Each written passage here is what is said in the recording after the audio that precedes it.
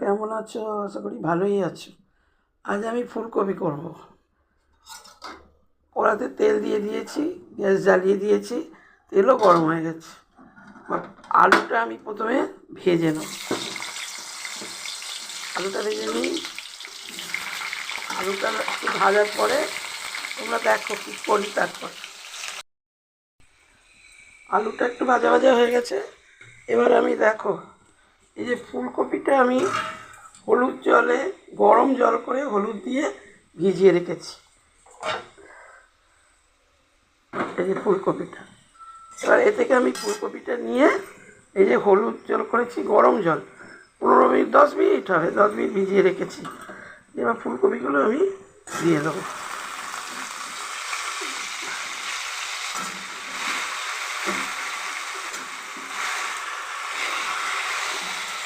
ফুলকপিটা দিয়ে দিলাম।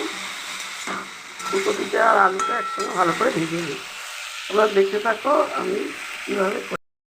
এবার কড়াতে দেখো তেল দিয়েছি, তেলের ওপর তেজপাতা দিলাম। তেজপাতার একটু এই যে একটু হিং দিচ্ছি।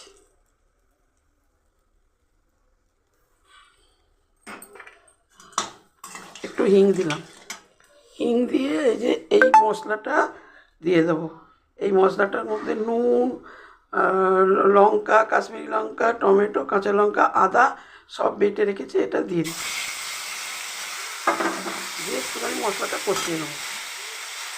কুচিতে বেটে নিলাম।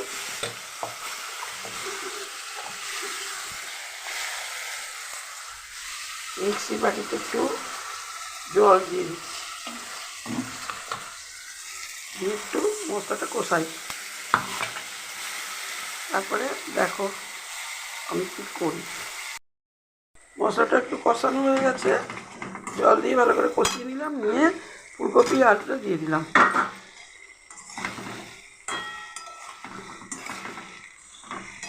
দিয়ে একটু কষিয়ে নেবো। নিয়ে অল্প জল, বেশি জল দেওয়ার দরকার নেই, অল্প একটু জল দেবো, দিলে হয়ে যাবে। এবার তোমরা দেখতে থাকো আমি কিভাবে করি। দেখো তরকারিটা কষানো হয়ে গেছে, অল্প করে জল দেবো। মিক্সির বাটিটা ধুয়ে একটু জল দিয়ে দিলাম।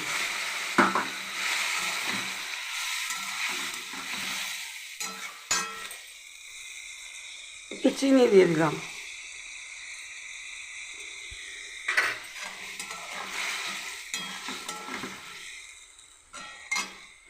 দিয়ে একটু চাপা দিয়ে দিলাম কপিটা একটু সেদ্ধ হওয়ার জন্য।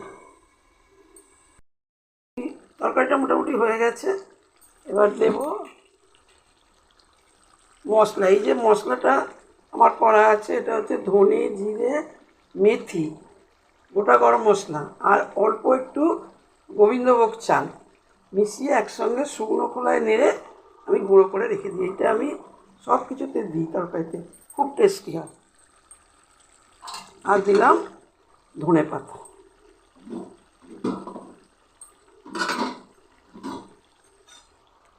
আর যেহেতু হিং ফোড়ন দিয়েছি, হিং ফোড়ন দিলে আমি জিরে ফোড়ন দিই না। হয়ে গেল আমার তরকারি। দেখো আমার তরকারিটা কেমন লাগছে, তোমরা সবাই বলবে।